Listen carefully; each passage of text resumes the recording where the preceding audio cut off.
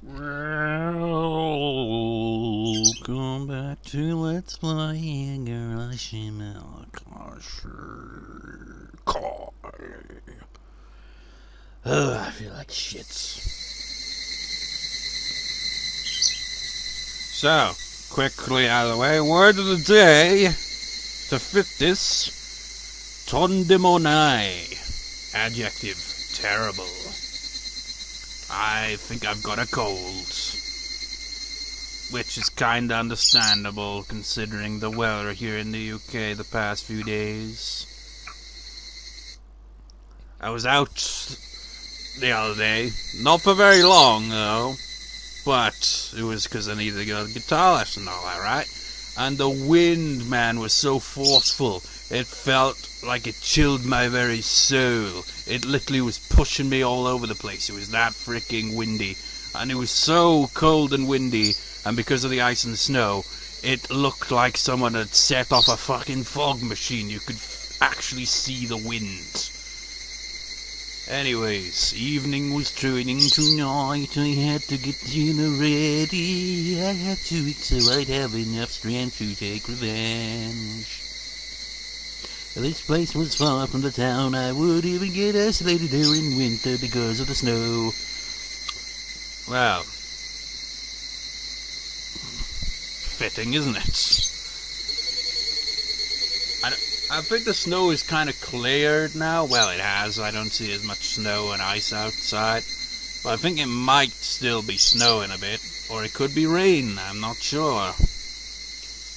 The place is far. I read that. It's not unusual for a household like this to have 2 or 3 refrigerators. There are plenty of groceries left in them. I was glad I didn't have to go grocery shopping. I could hear the chorus of the Higurashi. People often say that the sound of the Higurashi brings back memories, but for me it's the exact opposite. But you ever heard the sound of the Higurashi in Hinmizawa? Therefore the sound of the Higurashi to me is Hinmizawa. The sound reminded me that I wasn't supposed to be here, that I couldn't be here. That was when I heard the doorbell. Because there was a good distance between the house and the gate, there was both a doorbell and an intercom by the latter. It had a security camera too. Something as modern as a security camera monitor in this old-fashioned kitchen looked rather strange. I turned the switch, but nothing appeared on the monitor. I tried to check the plug, but there were a bunch of cords going behind the refrigerator, so I couldn't even do that. I think I know where this is going.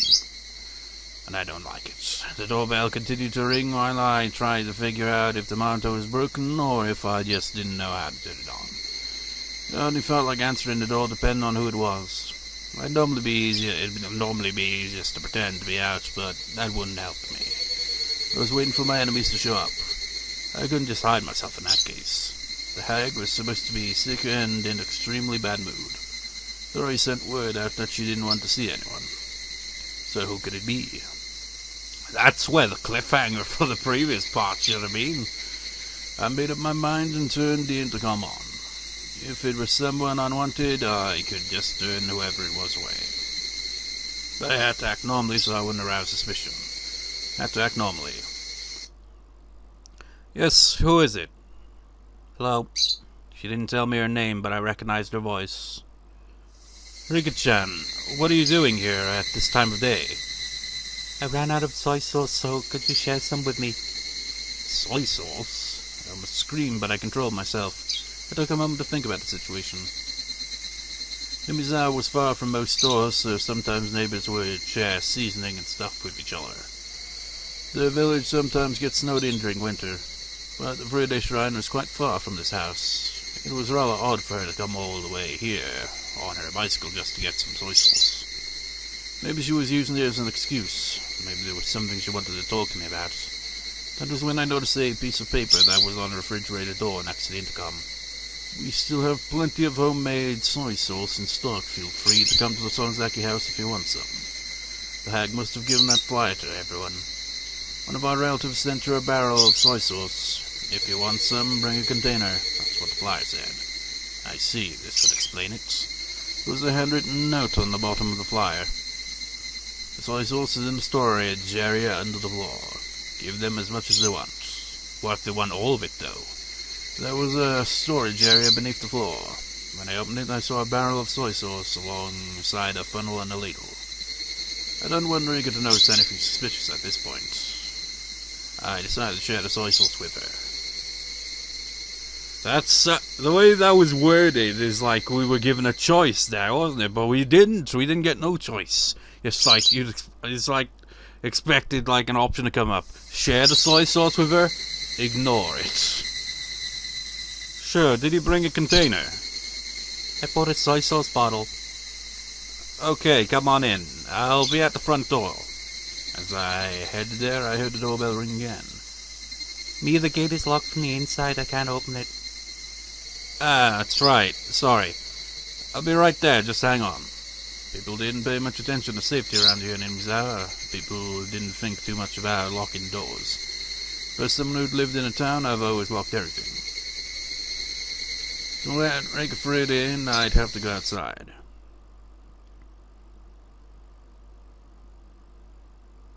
Which one greeted first? Good evening.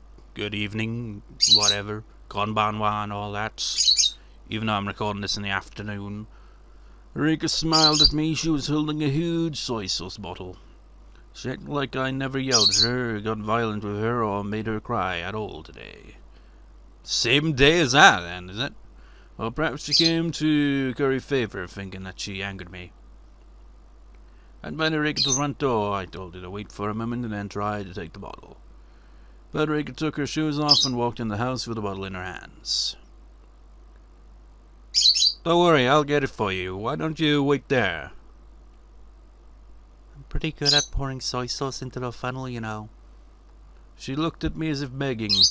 I guess she wanted to pour the soy sauce into the bottle herself.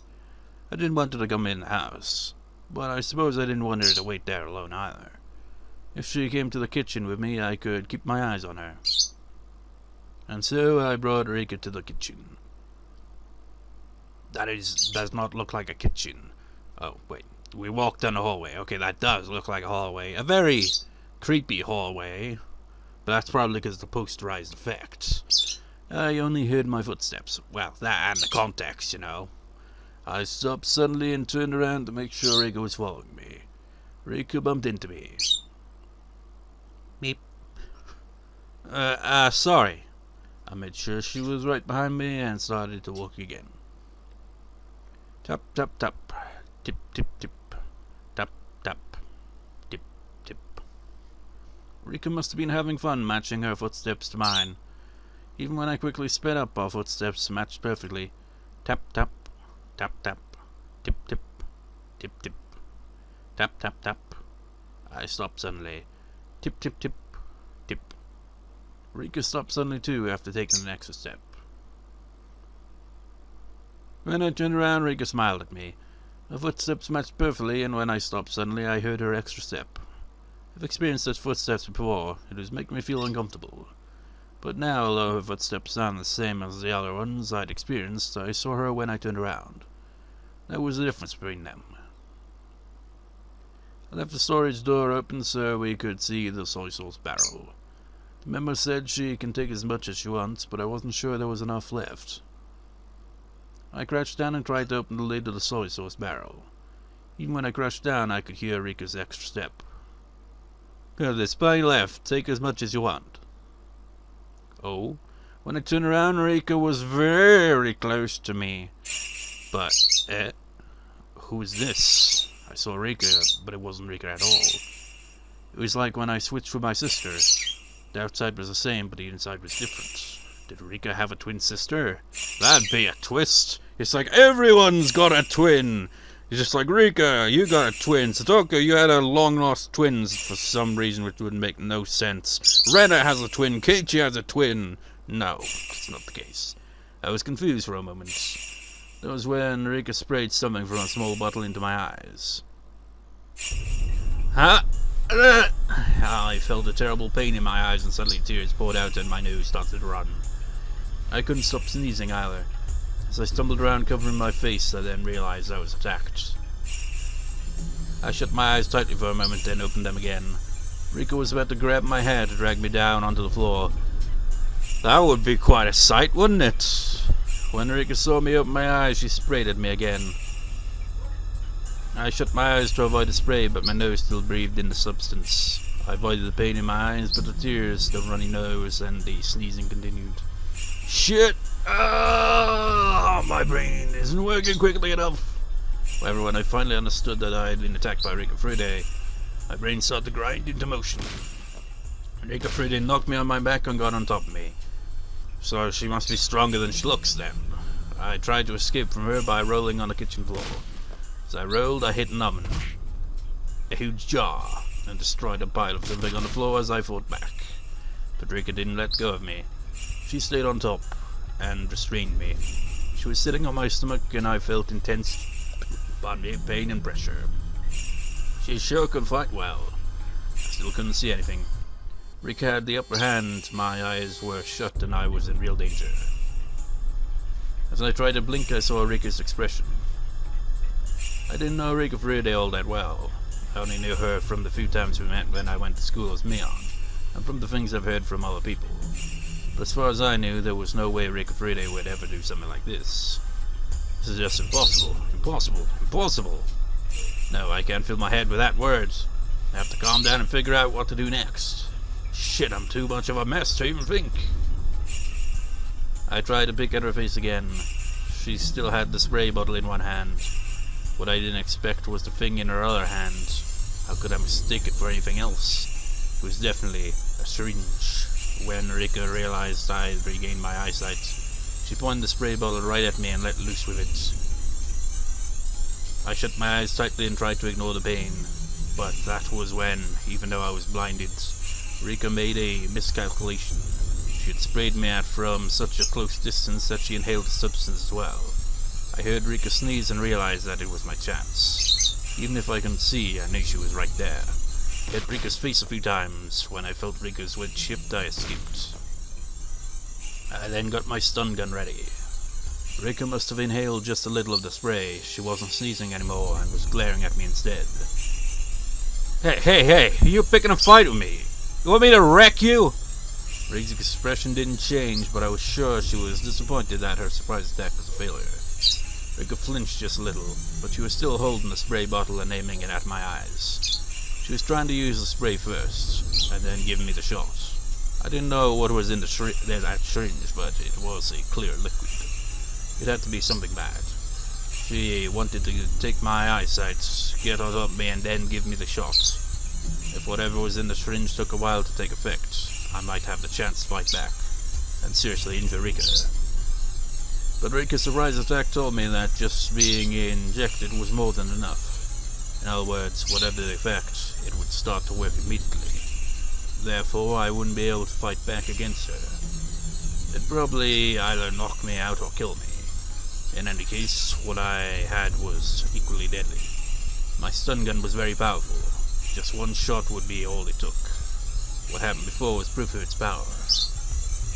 Rika knew my stun gun was a lot more powerful than her spray. She was being extremely cautious. Hey, what do you think you're doing in my house, huh? If you aren't moving, then I'll come to you. I threw a pile of newspapers at her. The pile wasn't tied together, so the newspapers flew all over Rika. I jumped at her immediately after. I shoved my stun gun into her, and pulled the trigger. Rika spasmed and fell to the floor. You fool! Hesitate in a fight where a single blow wins. Only amateurs just glare at each other. You don't have a single clue about how adventurous this first strike is when a single blow can decide everything. The spray bottle rolled on the ground, but she still had the syringe. Rika was down, but I couldn't let my guard down either. I kicked her in the side and clambered on top of her. I took the syringe. I held Rika's arm down and gave her the shot. My actions could hardly be called gentle. I injected her violently. I injected everything that was in the syringe. Rika began to convulse. I stood back and watched for what would happen to her body. Of course, I still had my guard up. Why I assumed that the drug would incapacitate her immediately, I didn't know exactly what kind of reaction she would have. Look at you! Did you really think you could defeat me? Think again! After a few more convulsions, Rika unsteadily got to her feet. That's ridiculous. How can she even stand? I looked at my stun gun. damn it! The power was on the lowest setting. Maybe it had been readjusted when we were rolling around on the floor. I changed the setting to maximum. Rika turned pale and started sweating all over her. I didn't know its exact effects, but if Rika had given me the shot, I'd be the one experiencing symptoms. She looked really sick, so obviously she must have been feeling awful too. She couldn't even focus. She was very wobbly and had her hand on the wall. She'd lost her balance, and it must have been hard for her to even stand. She didn't look so brave anymore. Rika wobbled some more and moaned as if she was about to throw up.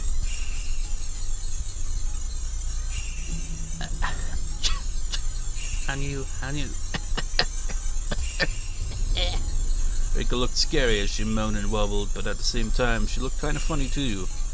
Certainly she hadn't even dreamed she'd be getting the shot herself. As the man sows, so shall he reap. That's what you get. It's just funny, so funny. But please don't throw up here, so go to the bathroom, okay? I'm gonna enjoy how long it'll take for you to die. Oh, but that means I can't torture you later, huh? I've been planning to use the nail table on you. So either you choke on your own vomit and die, or I put our nails into all 10 of your fingers. I wonder which it will be. Okay, I know. Let's move to the underground shrine storage. I'll put you to sleep so I can move you there, okay? Shion, you are one sadistic motherfucker. I walked up to Rika, my stun gun making popping sounds. When Rika saw the sparks from the stun gun, she moved to grab a huge kitchen knife. Oh, you're still trying to fight? That makes things more fun. I have so much I want to ask you. I would suggest you back down. Well, actually, even if you do, you'll go through the same misery anyway. So what's even the point in trying to interrogate her if you're just gonna freaking kill her anyway, like that? Like hell is she gonna freaking back down? Sorry, but I'll refuse that invitation, you torture maniac. Yeah, she is. She's a complete freaking maniac. See how that is Japanese, probably has kanji characters. But you know, I kind of do this all the time, you know, gotta see what it looks like in Japanese. Yeah, nothing but kanji characters, mostly.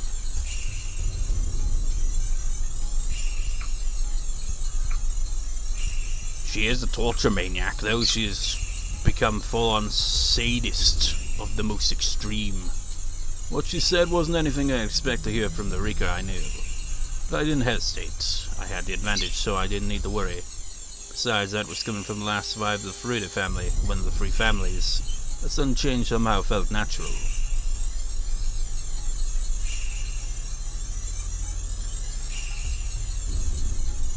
Compared to what the 3 families have done, this is nothing. Thank you for that high praise, though. I should be proud of myself, huh? So, are you seriously thinking about fighting me with a knife in that condition? You can't even stand straight. You're right. Like you said, I'm at my limit. But if that means getting captured and tortured to death by you, then sorry, I'm taking my leave. Taking your leave? Try it if you can. It was clear who held the advantage here. But despite that, an odd thrill filled both of us. We lost our minds wasn't a fitting phrase for the people of Nimizar. It was a feeling of release when modern demons could stop pretending to be human. Yes, this was a mad banquet of demons with the savoring of blood and devouring of flesh. Attended by the head of the Furuta family and the head of the Sonozaki family, the old families whose blood is closest to the madness of the demons. I stood in front of the hallway so as to block her escape route. The windows had grates and the door had a safety chain on it. If she turned around, I'd hit her with my stun gun. In this situation, what did Rika Furuta mean by taking her leave? Rika got her knife ready. I expect her to aim at my stomach when she attacked, so I took a stance with my stun gun ready in my hand. Rika, however, suddenly turned around. I carefully watched to see what her next move would be. Rika put the handle of the knife to the wall and held it in place. What was she doing? Goodbye, torture maniac. I won't give you the satisfaction of killing me. Rika reared her head back and slammed her throat against the knife on the wall.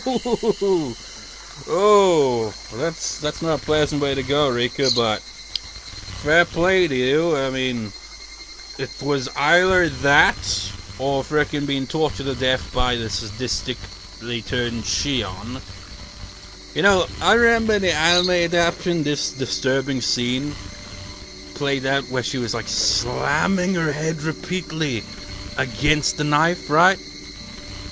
But honestly, the throat sounds even worse. Her blood splattered all over her. Rika bent backwards repeatedly and let the knife slash at her throat again and again. Her neck and chest were dyed red. I'd always thought blood was darker, but her blood wasn't dark. It was so bright I must have been confused, but it looked pretty. After doing this several times, Rika turned around. Her eyes were wide open. She didn't look like she was from this world. Her face looked like something both living and dead, both real and artificial. It was very scary, eerie, and above all else, pale. Though her face looked unearthly, it was a very appropriate face for a demon. I didn't have a mirror so I couldn't tell, but I was sure I looked exactly like her. Rika continued to violently slash her throat. Jesus Christ! Reminded me of someone trying to break a huge piece of ice with an ice pick. Honestly, it's like I just said, like the anime adaptation, the way it does it, it would have been even more disturbing somehow if they'd done it like this. And Jesus Christ, that was exactly what Rika looked like. The white chips of ice coolly flying through the air. What I saw before me was a beautiful sight. It is proof that you have completely fucking gone insane. Every time Rika struck her throat, tiny drops of red blood splattered the boring white world around her. It was like a dance, a dedication dance by the final head of the Friday family.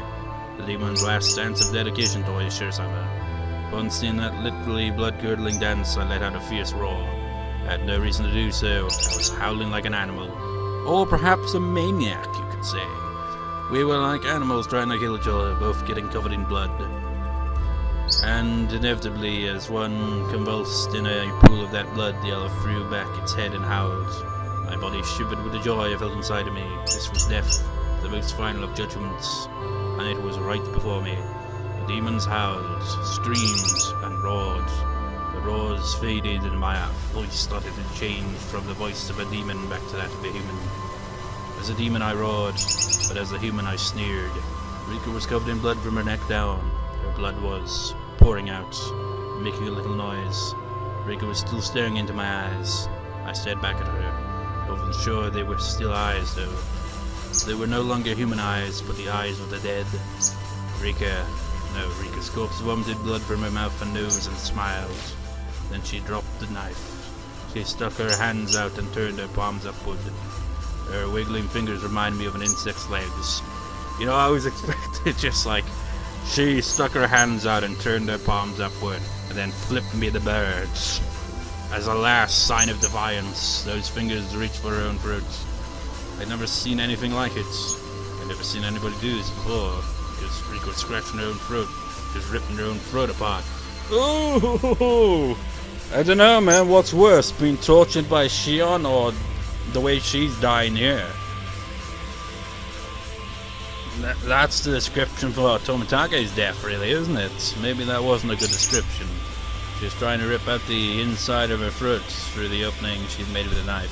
Oh, my fingers about as big as there. Rika smiled. At least that's what I would have called it if she were alive. She ripped on the cherry in her dog. Ooh.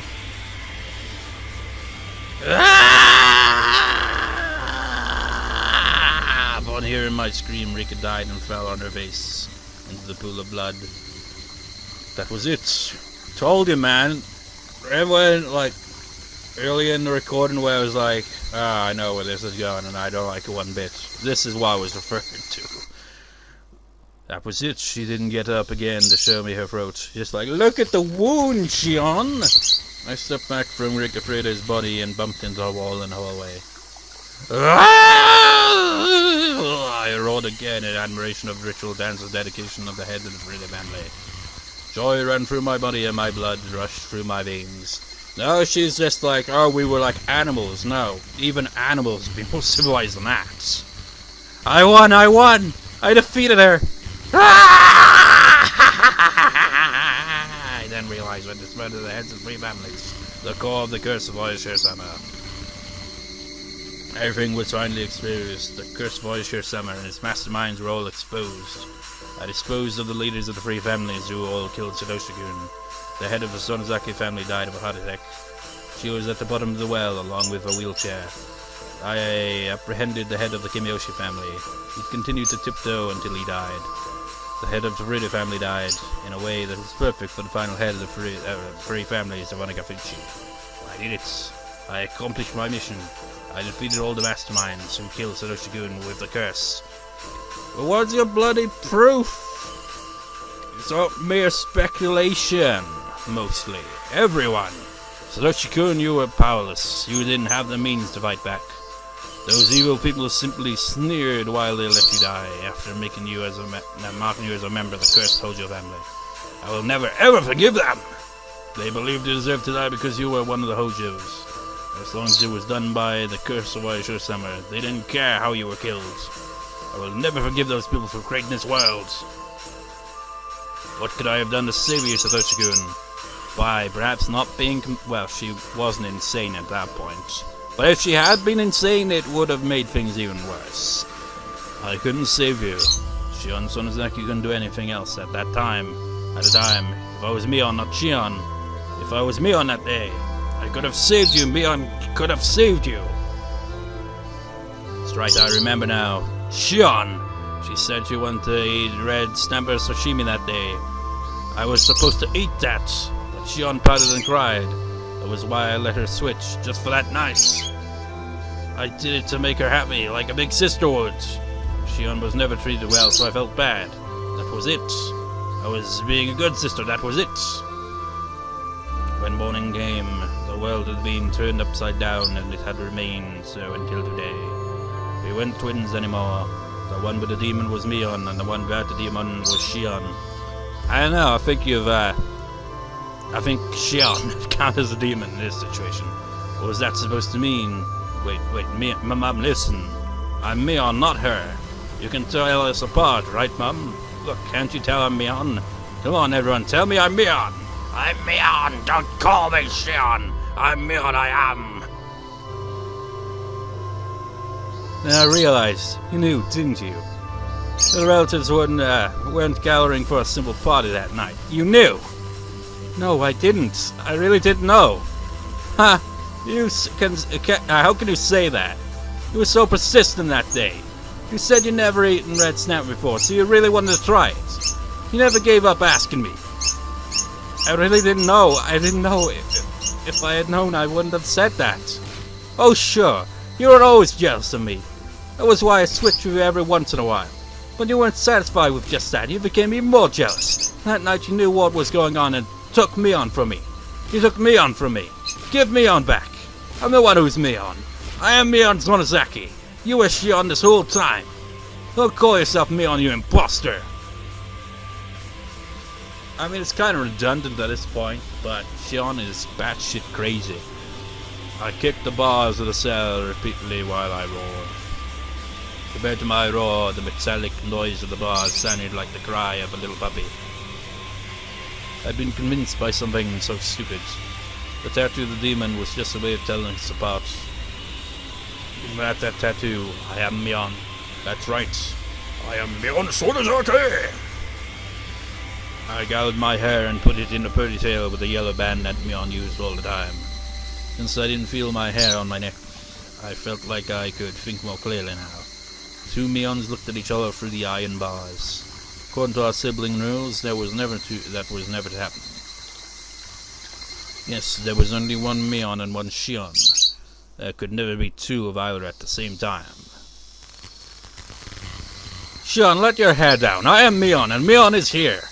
You were never Mion, so don't pretend to be me ever again. Do you hear? I said, do you hear? If you do, answer me. Answer me, Shion! I took myself back on this day. Shion admitted she was Shion.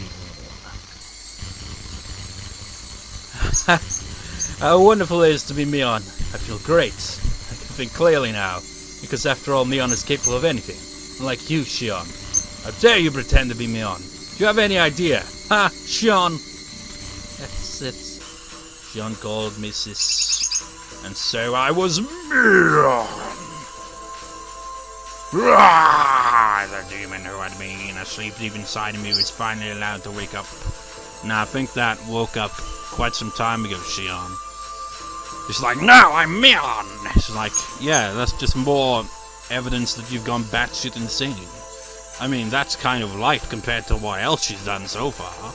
The demon roared and my whole body shivered to express its joy.